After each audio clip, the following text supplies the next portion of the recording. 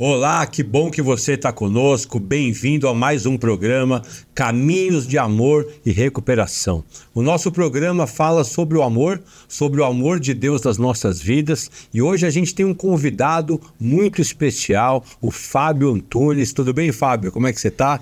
Rapaz, legal. Que prazer enorme estar aqui com vocês e podendo falar um pouco da minha história e que seja motivacional para quem está nos assistindo. Que legal.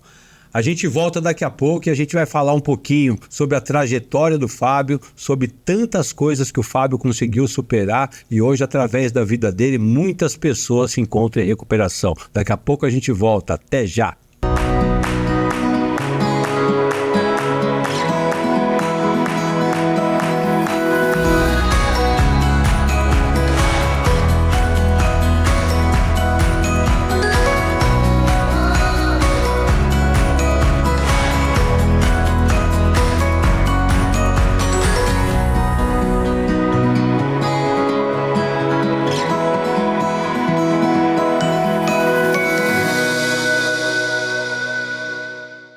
Estamos de volta com o programa Caminhos de Amor e Recuperação e hoje está conosco o Fábio Antunes.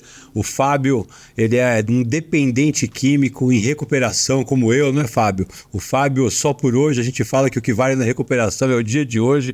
O Fábio está para completar aí só por hoje quase 25 anos já de sobriedade, né? Eu fico pensando aqui quantas vidas além da sua já foram resgatadas através da sua recuperação, né, meu irmão? Você vem sendo instrumento, você é um cara que milita também no tratamento da família. O Fábio é criador do projeto Sobriedade Familiar, que tem ajudado muitas famílias e muitos dependentes químicos. Mas essa história aí, né, Fábio, começou com muito sofrimento, né? Com certeza. A estrada aí veio sendo pavimentada, né? Mas eu quero que você conte um pouquinho pra gente aí, Fábio. Como começou tudo isso, irmão, né? Como começou o uso, né? Como foi? Porque a gente fala muito de cultura na família, muitas vezes de uso, de permissividade, isso não tem nada demais, busca de aprovação, autoestima baixa, né? Como foi para você, meu irmão, esse início aí, o contato que você teve com droga? Como é importante, né? Nós podemos resgatar esse conhecimento de como se inicia esses processos de adoecimento. Porque na minha família não é diferente de muitas famílias aí. Começou com, dentro de casa, o meu avô pedindo para mim acender o cigarro no fogão, né? Tomar cervejinha, mas ele já é um meninão, pode tomar a cervejinha. E aí iniciou esse processo. Aos 8 para os 9 anos eu comecei a dar pequenos tragos no cigarro. Nos 9 eu já rodava ali ambientes de uso de outras drogas, e aí começou a experimentação. Com 9 anos? Com 9 anos. E porque eu tinha liberdade para transitar em todos os lugares. E nessa época, quando você é moleque, os usuários não estão nem aí, está passando para lá e para cá. Hoje está muito pior, né? Sim. Está muito mais escrachado o uso.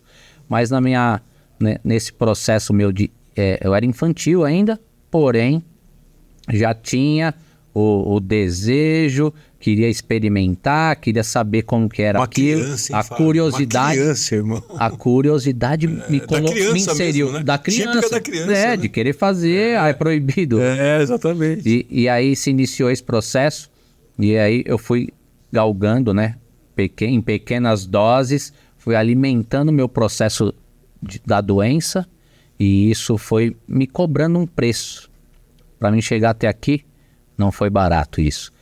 E aos 9 anos eu comecei a trabalhar, né? Houve a separação dos meus pais e eu comecei a trabalhar com a desculpa de ajudar dentro de casa, ajudar minha família. E era à noite, era vendendo rosas na rua, eu tinha facilidade. E muitos adictos têm essa facilidade de comunicação, de chegar e oferecer, de persuadir. E eu comecei... Dá mais uma criança, né, Fábio? Vem falar para ajudar na minha casa, né? Que meu pai tá precisando, estamos sem comida. Não, muitas vezes chegava num casal dentro de um bar, de um restaurante, falava, mas ela não merece. Aí o cara... Aí deixava o cara meio sem graça. Tinha que Já comprar. aconteceu comigo, viu? Já aconteceu de a mulher pagar ainda. Compra pra mim, né? E acabou entrando num processo e iniciou minha vida até no trabalho dessa forma. E foi levando adiante o meu processo de experimentação. Até então eu não acreditava que era doença, que precisava ser tratado, ou que eu não tinha que fazer aquilo para preservar, para fazer uma prevenção para um futuro mais degradante. Mas iniciou. E aí começou aquela parte da adolescência, o início da vida adulta, né? Acreditando que eu estava fazendo o melhor, que eu estava me cuidando. Só que nessa infantilidade e nesse processo, eu fui abandonando os esportes, fui abandonando pessoas que agregavam muito valor na minha vida e fui deixando de lado esses relacionamentos sociais, e fui me afastando e me isolando das pessoas boas que eu tinha na vida. E fui me aproximando de pessoas que não agregavam nada, que queriam apenas fazer uso de drogas comigo, que na verdade estavam perdidas também. E aí na minha adolescência, acabei encontrando algumas namoradas, tive oportunidade de trabalho em multinacionais, tive um problema na justiça que me levou a ir pro fórum e tudo. E lá naquele fórum o juiz falou assim: você não vai passar dos 18 anos nesse caminho que você está seguindo aí. Na velocidade que você está indo, você não vai chegar aos 18 Você anos. com quantos anos no fórum ali? Eu tinha 16 para 17. E aí, aquilo me pegou, porém eu continuei minha trilha. Vou continuar minha trilha e vamos... eu me recordo muito bem, né? Depois de muitos anos, eu fui fazer uma palestra naquele mesmo fórum para a implantação de um programa de justiça terapêutica, que eu fui um dos que iniciou isso junto com a justiça terapêutica aqui em São Paulo. Os idealizadores. E no mesmo fórum que eu entrei, depois de anos, eu consegui ir lá para reverter e colocar um pouco mais de esperança, mas aí já em recuperação.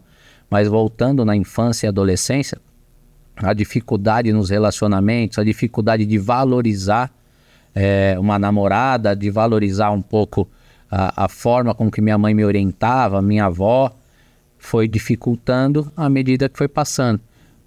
Eu tive uma grande sorte, eu acho que está dentro dos milagres que aconteceram, que eu tive bons gestores. Os meus patrões, as pessoas com que eu trabalhava, sempre cuidaram muito bem de mim.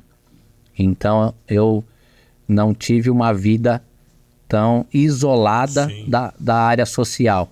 Sua mãe era presente, Fábio, na sua vida? Minha mãe sempre foi presente. O meu pai ele ficou um tanto ausente. Meu pai, ele foi um dependente também e começou no seminário. Meu pai foi estudar para padre. Olha. E deram uma missão para ele que era cuidar da adega. E aí ele cuidou muito bem da adega e desenvolveu também o processo de adoecimento. Só que ficou meio que estacionado, porque durante o casamento ele usava de forma moderada, chegou um momento da vida dele que ele adoeceu e precisou de internação, precisou se tratar. Seu pai era um alcoólatra, então. Um alcoólatra que bebia compulsivamente. E como que entrou o meu processo de recuperação, né? Já estava com um relacionamento mais firme. Tinha um filho com 1 ano, né? E no primeiro mês desse filho, um pediatra falou: a cabeça dele cresceu 1 centímetro a mais do que devia, e nós fomos descobrir o que era. E aí descobrimos que ele tinha uma doença chamada hidrocefalia, e se não cuidar, a cabeça ia crescer e ia ficar deformada. E nós, marinheiros de primeira viagem, 2 adolescentes... E você tinha quando você teve foi o Cauã, né? Foi o Cauã. Você teve o Cauã com quantos anos? O Cauã, quando ele nasceu, eu tinha 22, Você, quando o Cauã nasceu, você estava no uso de drogas ou você já estava em recuperação? Não, estava você estava no uso, né? E aí o Cauã, com 1 ano, teve esse diagnóstico de hidrocefalia. De hidrocefalia, com 2 meses de vida. Já teve o diagnóstico. Já teve o diagnóstico, já iniciou um processo de hospitalar, primeira cirurgia, ele já tinha 2 meses. E você se desdobrando, o vício, cuidando do filho e se desdobrando, fazendo esforço. Eu vou falar, viu, Álvaro, teve o início, eu tinha muita dificuldade de aceitar. Tinha uma certa revolta com Deus, porque, mas eu mereço isso, é pra mim isso, por que tá acontecendo isso? Nós somos pessoas do bem e tal. E aí eu tive dificuldade de aceitar a condição. Mas depois eu fui entendendo que não era uma condição, era uma missão. E ele foi meu anjo, que veio para me tirar das trevas e me mostrar que existe um caminho de luz, existem condições de eu ser uma pessoa melhor. E aí, quando ele estava com mais ou menos 1 ano de idade, eu comecei a ouvir vozes. Vozes que eu acreditei hoje eu entendo que era um início de esquizofrenia. Estava começando a delirar mesmo sem uso. E quando eu usava, aquelas vozes eram mais altas, me incomodava muito. Falava o quê, Fábio? Você lembra que essas vozes falavam de forma clara assim para você? Não, nitidamente, como se fosse hoje. As vozes diziam assim, você precisa se cuidar para cuidar dele, você precisa se cuidar para cuidar dele. E aí eu entendi que eu precisava melhorar a minha condição para conseguir ajudá-lo. E aí foram entrando pessoas que me ajudou muito, né? Porque devido à condição dele, ele ficou praticamente 2 anos no Hospital São Paulo, que é um hospital referência no cuidado da cabeça, e eu não podia trabalhar, porque eu tinha que ficar lá como acompanhante, minha esposa também, então a gente 24 horas um, 24 horas o outro. Quando voltava para casa tinha a questão do descanso. Mas isso me fez visualizar diversas pessoas com muita dificuldade. E aí eu fui entender que o Cauã era uma das crianças que tinham mais amor ali dentro. Que recebia mais amor, que os pais estavam engajados com o amor para a recuperação dele do processo de adoecimento. E nós conseguimos lidar com tudo isso. Quando ele completou 2 anos e 6 meses, ele estava na 7ª cirurgia.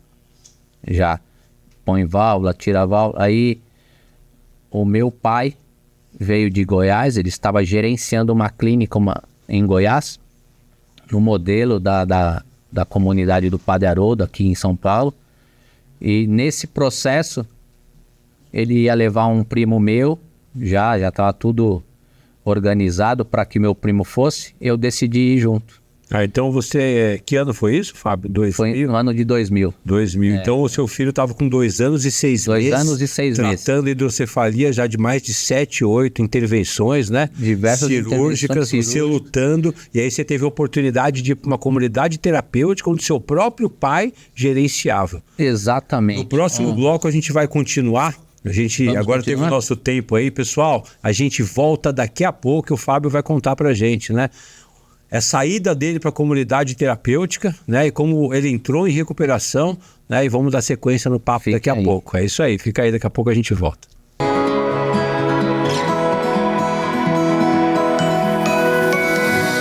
A Clínica Eremos apresenta o amor de verdade no nosso ambiente de tratamento. Acreditamos que o amor e a ciência juntos são capazes de transformar o indivíduo e proporcionar uma vida boa de ser vivida.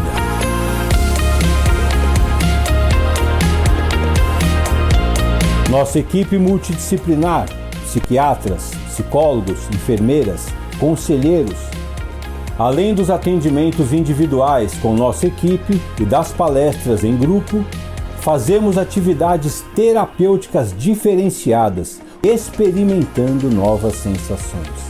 E não poderia faltar o carinho da nossa equipe de apoio, profissionais especializados em todas as áreas da clínica.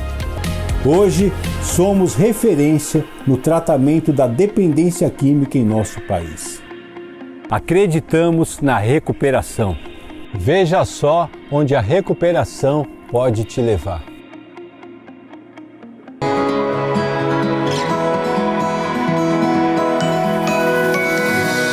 Estamos de volta com o programa Caminhos de Amor e Recuperação. Hoje estamos conversando com o Fábio Antunes.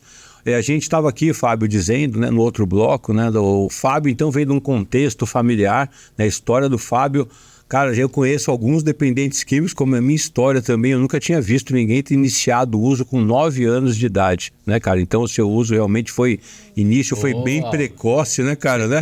Tem bastante história, né? Infelizmente. Hoje tem no nosso país. Tem muitas aí, né, crianças aí que nós precisamos ter esse olhar, né, e começar a resgatar. E não tem locais que está conseguindo dar atenção para essas crianças realmente se tratarem. Sim. Porque tem crianças com essa idade que já está no uso abusivo, né, obsessivo e compulsivo aí, e que a gente precisa dar essa atenção. É isso aí, Fábio. Infelizmente eu iniciei cedo, mas Deus também possibilitou com que eu entrasse em recuperação cedo também. É isso aí, pôde fazer muita coisa como faz até hoje. E a gente estava no outro bloco, a gente parou, Fábio, você dizendo do seu pai que estava gerenciando uma comunidade terapêutica, né, no modelo do Padre Haroldo, em Goiás, é isso? Não é isso? E seu filho com 2 anos e meio na luta pela vida, o Cauãzinho ali. Então até ali nós falamos da parte que eu ainda estava nativa. Sim. Agora chegou o momento de eu chegar na instituição, receber o acolhimento, que foi fundamental. Eu acredito que também em todas as instituições que estiver assistindo aí, é fundamental o acolhimento. E eu sei que tem muitas instituições maravilhosas que tem um acolhimento que faz a diferença. Sim. E possibilita com que aquela pessoa acredite que existe recuperação. E aconteceu comigo. Meu pai veio buscar um primo e no dia eu decidi ir. Mas eu não decidi me internar, me tratar. Eu decidi fugir da minha realidade que estava aqui, como a maioria dos dependentes, dos usuários desejam. Fugir da realidade. E aquela fuga me levou até lá e eu iniciei um processo. Né? Eu só queria andar a cavalo, né? Nadar no rio. Nadar no... porque a fazenda ia possibilitar isso. Tô bom, não tenho doença nenhuma. Não, eu paro quando eu quiser. Isso não é problema para mim. Paro quando eu quiser. E aí iniciou o meu processo. No 15º dia dentro da instituição, nós estávamos carpinando uma uva de cana lá. E eu me revoltei porque as outras pessoas já tinham terminado o processo deles. Eles tinham hábito de utilizar aquelas ferramentas, enxada, podão. Foi-se. E eu não. Chegou o menino do cimento lá das ruas de São Paulo. Chegou o menino do asfalto e aí eu tava demorando muito. O calo começou a doer. Eu falei, quer saber? Eu vou embora. Até xinguei a instituição. Falei, eu vou embora. Chega disso aí, né? E peguei o caminho para arrumar minha mala. Você é muito dependente químico, né? Apresentou dificuldade, eu fujo, né? Fuga. E aí, no meio desse caminho até a casa para arrumar minha mala, eu encontrei um garoto. E aquele garoto falou assim, mas tá quantos dias sem usar? Falei, 15 dias. Aí ele abriu os braços e falou, é um milagre. Um anjo na sua vida ali, hein? E aquele menino mudou meu conceito do que eu estava fazendo ali. Daquele dia em diante, eu entrei num processo de recuperação porque eu acreditei naquele milagre, porque eu não consegui reconhecer quando eu tinha ficado 15 dias. E talvez você estava naquele momento, me veio agora no coração, e você estava naquele momento talvez sem esperança nenhuma, né, do que pudesse acontecer. Você estava vivendo aquele drama com seu filho e você não tinha nem se apercebido do milagre que você estava vivendo.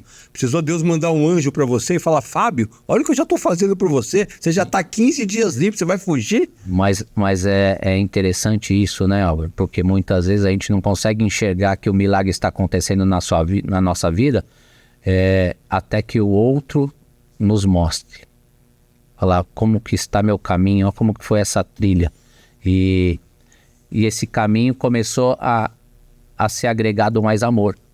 A partir do momento que eu entrei na metodologia da clínica, uma metodologia que era riquíssima, né, em programações diversas, Amor Exigente, Narcóticos Anônimos, Alcoólicos Anônimos, a metodologia própria da instituição de trabalho, disciplina e oração, e isso agregou na minha vida muito.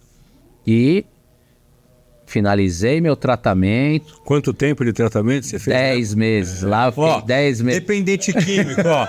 Você que está assistindo a gente aí, que muitas vezes está precisando fazer um tratamento de 3 meses, ou seja, de 6 meses. Olha o exemplo do Fábio aqui naquela época. Há 25 anos atrás, o companheiro ficou 10 meses internado.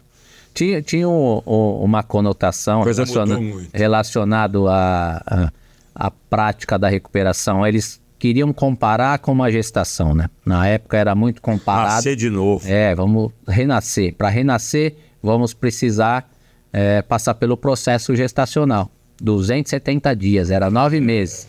E eu fiquei lá, eu decidi ficar um período a mais para passar o Natal junto com aqueles meus irmãos dos iguais que eu tinha conhecido.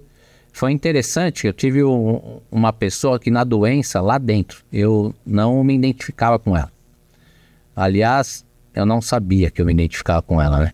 E aí eu sempre batia de frente, ó. E Deus fez um milagre tão grande, no auge do meu orgulho, dos meus defeitos de caráter que estavam sendo transformados ali, aquele menino. E lá na instituição tinha uns resumos de semana, que eu falava como que foi minha semana, e entregava para a gerência. Todo mundo fazia isso. E aquele menino entrou nos meus resumos muitas vezes. E aí a devolutiva da gerência falava assim, ele vai te ajudar muito, ele vai te ajudar muito. E chegou um momento que aquele garoto, ele via que eu escrevia cartas, todos os dias eu escrevia cartas para minha esposa aqui em São Paulo, todos os dias. E aí ele falava, você escreve bem, né? Você não pode escrever uma carta para mim, para uma pessoa. Ele quebrou o orgulho, me mostrou que era importante existir essa quebra de orgulho. E após esse momento, a nossa relação se transformou. E ele se tornou meu melhor amigo. Lá dentro, e eu, o melhor amigo dele. E nós conseguimos nos transformar de pessoas adoecidas por pessoas em recuperação. E aí veio aqui fora, né? A prática do programa. Aí depois dos 10 meses você volta para São Paulo? Volto para São Paulo com a mão na frente e outra atrás, sem saber como fazer. E nessa seu filho já está então com quase 4 anos de idade? Meu filho com 3 anos e pouquinho, já ainda no processo dele. O que é muito latente na minha vida, eu em recuperação, quando eu completei 2 anos e 6 meses limpo, o meu pai entrou num processo lá, recaiu, e na recaída foi beber da mesma forma que ele bebia e infartou. E foi fulminante esse infarto, faleceu no dia. Meu filho já estava hospitalizado, né, há um tempo. Então você estava 2 anos e meio limpo, você perdeu seu pai. Seu pai teve uma recaída. 2 anos. O mesmo pai seu que te tratou, que me tratou. Goiás, você limpa 2 anos e meio, seu pai volta também e tem essa recaída. Na recaída dele, até na recaída dele, ele me ensinou que a doença pode ser fatal. Então nós temos que nos atentar. Temos que alimentar todo momento a nossa recuperação. E aí, Fábio, você perde seu pai, né, meu irmão? Perdi meu pai. Enterrei meu pai numa segunda-feira e o Cauã, meu filho, na outra segunda-feira. Foi uma semana de diferença de um para o outro. Nossa. E Deus foi tão bondoso, né, nesse caminho, que eu estava sereno. Na época eu estava bem sereno e consegui absorver para conseguir dar suporte para a família, que a família desabou. E eu tive muita ajuda, né? Eu me recordo que na época eu estava participando muito dos grupos, e no velório do meu filho tinha mais gente das Irmandades do que da própria família, de tantas pessoas que resolveram estar ali. O amor estava ali com você. Exatamente. Né? A sobriedade, a recuperação, o amor, né, cara? Então, a resistência, né, Fábio? Estava acolhido. Deus é tão maravilhoso que coloca as pessoas para nos fortalecer e mostrar que nós estamos apoiados. E, Fábio, e você me disse algo hoje, né? Apesar da gente já se conhecer há um tempo, há alguns anos, né? Eu tô mais novo na área aí, né? 9 anos, né? Vocês pavimentaram essa estrada antes de mim, eu sou muito grato, né? E então eu não sabia ainda da sua história como nesse todo, né? E hoje você me disse algo que Deus mostrou para você a respeito do Cauã, que você perdeu, você estava há 2 anos e meio limpo. Ô Fábio, você perde seu pai, cara, numa segunda-feira e seu filho de 5 anos na outra segunda-feira. Isso entra no meu coração com uma força, irmão, que nada que aconteça na minha vida a partir de hoje, irmão, eu vou lembrar da sua história, irmão. E haja o que houver, eu não vou usar, entendeu? E você falou pra mim... Mas que você consiga enxergar isso Sim. daí, Álvaro, como a missão de vida deles. Eu enxergo dessa forma. E foi isso que você me disse que me impactou, Fábio. O meu pai... O que o seu pai te ensinou e que o teu filho te ensinou. E foi o tempo deles ensinarem, né? O Cauã fez 13 cirurgias. 13. Durante todas as cirurgias, ele retornava e ele sorria. Ele gostava do Iron Maiden, né? Heavy metal. Quando ele ouvia Iron Maiden, ele parece que o comportamento dele mudava. Então, e o Cauã, ele me mostrou que todas as vezes que ele chegava do centro cirúrgico, ele sorria e estava lutando pela vida. E o meu pai que me ensinou a programação, a prática dos 12 passos, o primeiro ciclo que eu fiz, que foi os 12 passos para cristão, que o Padre Haroldo transcreveu. Sim, obra me deu base para o meu processo de recuperação. Então, com o meu pai, eu fiz o meu primeiro ciclo de passos. Então, ele me ensinou, me deu as ferramentas para que eu vivesse aqui na Selva de Pedra. Seu pai foi, mas te preparou. Mas deixou. E seu filho foi e me ensinou você a lutar. Exatamente. Né? Então, você viu o sentido, você viu o que Deus fez na sua vida, né? E é dessa forma que nós temos que entrar na vida das pessoas, como ferramentas de transformação. Então, eu decidi seguir o meu caminho para ajudar e possibilitar a recuperação às outras pessoas que estão aí no nosso caminho. Que história, meu irmão, que história, meu irmão. Parabéns aí pela sua luta, pela sua resiliência, pela sua fé, né? E no próximo bloco, Fábio, pessoal, no próximo bloco, o Fábio vai falar um pouquinho pra gente do que ele faz hoje, da atuação profissional dele, né? Do projeto dele Sobriedade Familiar, que é um projeto que vem salvando vidas. Vai falar da atuação dele também no Amor Exigente, uma atuação histórica também, muito importante. E a gente vai entender, né? Porque esse sofrimento todo hoje se transforma em esperança. Esse sofrimento dele hoje tem salvado vidas aí. A gente volta daqui a pouco. Valeu!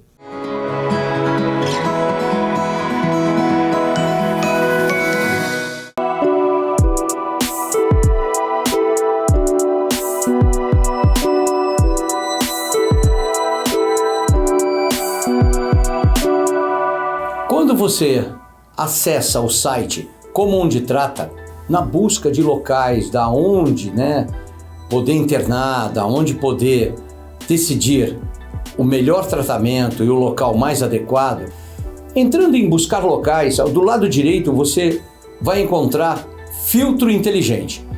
E tem várias opções, desde modelo de tratamento, que tipo de hotelaria que você prefere, se é quarto individual, duplo, a abordagem que você procura, faixa de preço, tudo isso vai facilitar na sua escolha adequada dentro do seu padrão, dentro daquilo que foi destinado para cuidar e tratar de uma pessoa que você ama muito, que é o seu parente que precisa de ajuda para a recuperação.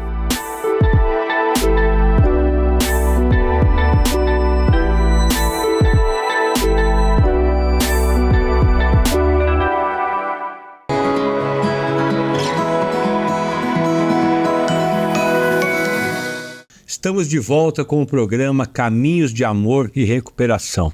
Mais uma entrevista que nos emociona bastante, que faz a gente tirar bastante aprendizado para a nossa vida, testemunhos que fortalecem a nossa fé. E você que está conosco aí, não perca a esperança, né? A história do Fábio aqui, vai marcar nos nossos corações, na nossa vida, e depois de tudo que ele passou, que são 25 anos hoje de sobriedade, e tanto conhecimento, tanto conteúdo que ele pôde desenvolver nesses anos todos que ele está em recuperação. Hoje o Fábio é autor de um projeto que tem ajudado muitas pessoas, que é o projeto Sobriedade Familiar. Fábio, esse projeto, você que, como eu, né, tem clínica, né, uma clínica humana, uma clínica que tem amor, que quer oferecer tratamento, chama o Fábio para trocar uma ideia, aplica esse projeto na sua clínica, leve esse conhecimento para os seus pacientes, para os seus familiares. O Fábio é um cara que realiza isso com muita técnica, com muito amor e tem mudado vidas. Fábio, como surgiu, meu irmão, esse projeto aí na sua vida? Esse projeto, nossa, eu tenho no meu coração, né? Você também conhece muitas irmandades, né? Narcóticos Anônimos, Alcoólicos Anônimos. E a gente sabe que esse programa foi escrito por alcoólatras, por dependentes químicos. Só que eu vou mais longe, mas é só a minha concepção, né? A forma como eu acredito. Esse programa, para mim, ele foi derramado por Deus sobre a terra, né? Para dar um tratamento especial para os dependentes químicos, para os alcoólatras. Deus falou, esses caras são muito complicados, eu tenho que derramar um programa, e esse programa ele é perfeito. E, cara, eu vejo que, obviamente, a sua experiência, a sua capacidade, que eu conheço bem, meu irmão, mas, por outro lado, eu vejo uma ação de um poder superior aí, porque para você escrever esse projeto aí, esse programa aí, Sobriedade Familiar, que a gente se depara com ele e vê que maravilha e como tem funcionado, né? Conta aí, como surgiu aí a inspiração? Tem que continuar a história, né? Eu estava contando a história da recuperação no início, e o que aconteceu? Eu não sabia da importância dos grupos. E eu tinha um toque, já que nós falamos em toque aqui, eu tinha um toque que quando eu usava... Ô, Fábio, só para o pessoal entender, né, pessoal? Na entrevista a gente não falou de toque. Mas o que aconteceu?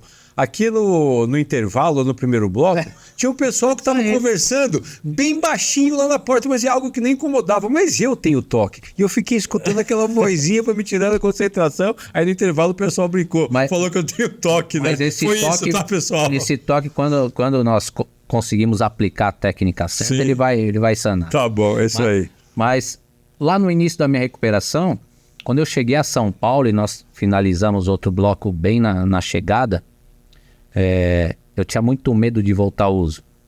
E aí eu utilizei o quê? O mesmo toque que eu tinha lá na ativa. Quando eu vi uma praça que eu nunca tinha usado droga, eu queria ir lá batizar aquela praça. Quando eu via uma cachoeira, um ambiente... Quero fumar naquela Eu queria cachoeira. Fumar maconha naquela cachoeira, eu queria fazer o uso para batizar. E aí, quando eu entrei em recuperação, eu comecei a entrar em todas as portas que diziam sobre recuperação, que diziam sobre programas de Aquela mesma energia que você aplicava ali pro uso, para coisa ruim na sua vida, você falou... Comecei a aplicar na recuperação. E aí eu fui ser voluntário em AA, NA, neuróticos, DASA, tudo. Tudo que aquela porta está falando de recuperação, eu entrava. Então, isso foi... agregando muitos valores, eu fui me dando um pouco mais de entendimento sobre os nossos comportamentos, sobre a forma de ação, sobre aquela dificuldade maior.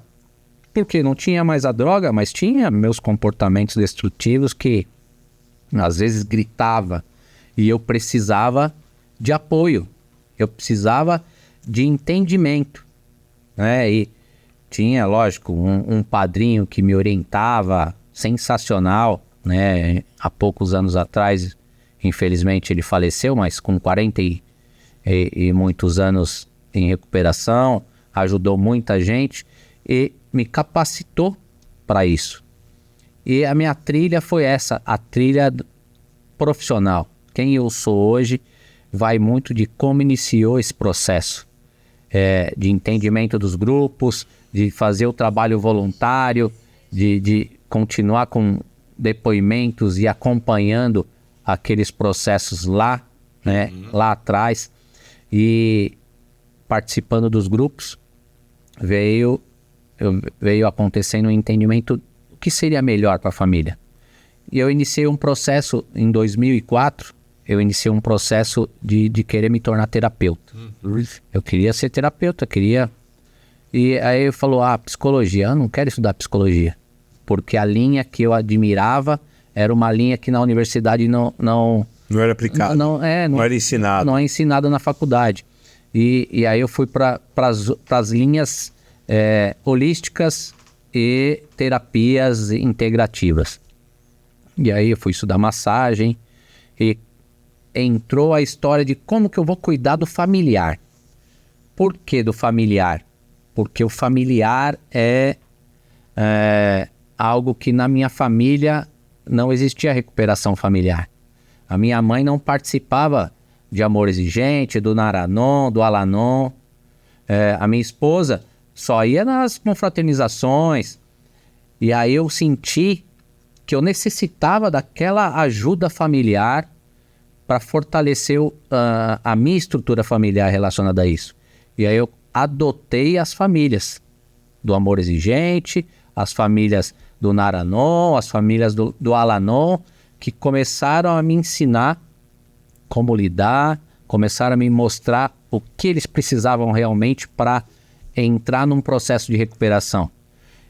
Só que me deu um entendimento, Álvaro, que esses programas, eles são maravilhosos, mas como praticar? Como praticar os 12 passos do Naranon sem um padrinho adequado?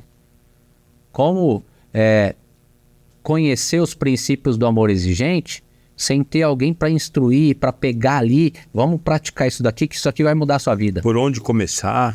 Como fazer, muitas vezes a pessoa participa da reunião, mas ela não sabe que o que muda a vida, que vai transformar ela mesma, é a programação. E não só a reunião. A reunião é um adendo para a gente conseguir se aliviar das dificuldades, do estresse do dia a dia, partilhando. E aí, em 2023, eu passei por uma dificuldade relacionada a grupos online, por conta da pandemia, tudo. E o programa Sobriedade Familiar, né? Um dia eu fui dormir num processo de crise, como que eu vou ajudar essas famílias, o que eu posso fazer para que essas famílias consigam encontrar algo que seja mais simples e palpável. Você se questionava naquele momento e pelo que você estava vivendo, você estava sentindo um pouco impotente como se fosse, né? E o coração, porque eu acredito que é o seu propósito, as famílias de dependentes químicos, eu vejo que é um chamado que Deus colocou para você, é um propósito que você tem, e quando a gente tem um propósito, a gente é incomodado com aquilo. Mas eu acho que naquele momento você estava, o que eu posso fazer a mais, né, para as famílias? Né? Não, e desde 2004 eu venho estudando técnicas para agregar valores nisso. E técnica de massagem, técnica de aromas, cromoterapia. Olhar sistêmico, né? Exatamente. E aí, em 2009, eu criei a terapia bioregenerativa, que era uma técnica, mas que o familiar precisava individualmente ir até o consultório. Uhum. E tinha que ter um desejo para que isso acontecesse. É funcional? É muito funcional. Funciona muito bem para o processo de mudança, não só para codependentes, mas para diversos tipos de pedidos de ajuda. E só que em 2023 veio, através das experiências dos grupos de mutuajuda, dos grupos para familiares, me veio esse nome, Sobriedade Familiar. E a forma, eu acordei um dia, Álvaro, e peguei a caneta, me transcreveu todas o programa Sobriedade Familiar é composto de 8 leis da sobriedade familiar. E essas leis aplicadas semanalmente. Então, o que acontece? O programa ele funciona baseado na prática dentro da reunião e não fora da reunião. Os outros programas eles acabam funcionando, você vai na reunião, partilha e depois você lê esse livro. Sim. Ou você participa de uma outra forma. Sobriedade familiar funciona na própria forma de partilha, já é a manutenção e do estudo das leis. Então isso me deu uma visão de facilitação para aquelas famílias, para que elas consigam realmente entrar em recuperação, consigam entender que elas precisam cuidar delas. E é totalmente fácil o aprendizado, né? E as reuniões são online, tem uma facilidade, porque pode ser praticado de qualquer lugar. E isso vem revolucionando, foi o que você disse. Mas eu não deixei, né, de ser voluntário no Amor Exigente, de ser voluntário, servidor no NA, no AA. É isso aí, eu sou testemunha disso, porque você foi voluntário, inclusive, na Éremos, né? Na nossa Éremos em Atibaia, você esteve lá conosco e fez uma palestra muito legal lá pra gente. Que legal isso, Álvaro. Por quê? Porque eu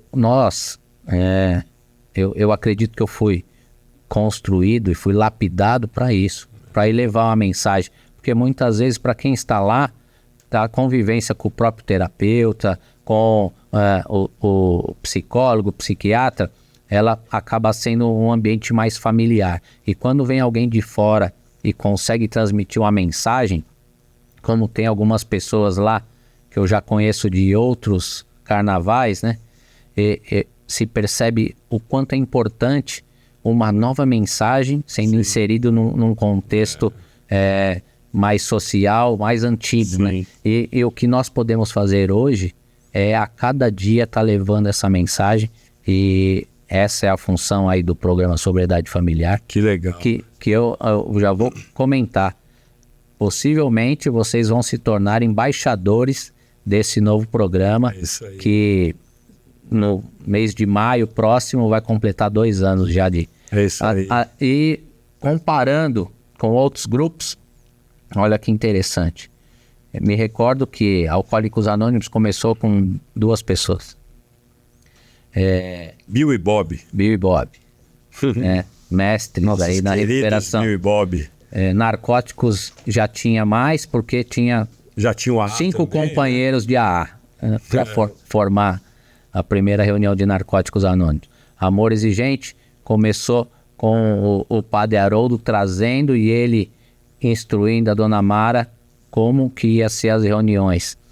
E Sobriedade Familiar começou a primeira reunião, tinha 22 pessoas online conectadas.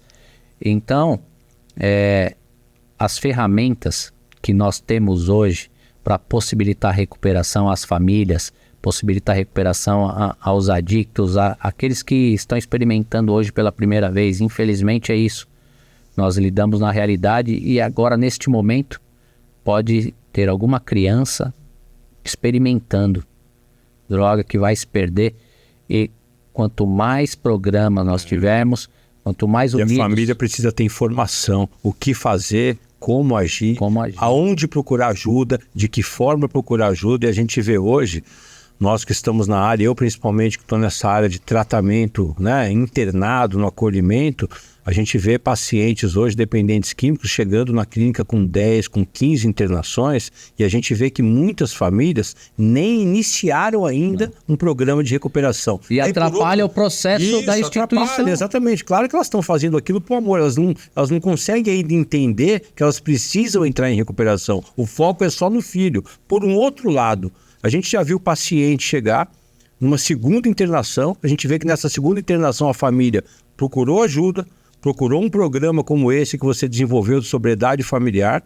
entrou em recuperação, começou a fazer mudança que era necessária, começou a colocar os limites que são necessários, trabalhou com a culpa que não existe, cada um faz suas escolhas, e você vê que o cara entra em recuperação, às vezes deixa esse processo do dependente químico, ao invés de ser de 10, 15 anos, diminui para 5, para 3, para 2 anos, que a família se tratou, se antecipou. Álvaro, uma coisa interessante, eu costumo falar do aquário, né? Não sei se eu falei para vocês já sobre o aquário. Não dá para tirar o peixe do aquário com aquela água turva, dar banho nele e colocar ele de novo no mesmo ambiente. Se nós não cuidarmos do ambiente, aquele peixe vai adoecer novamente. É isso aí.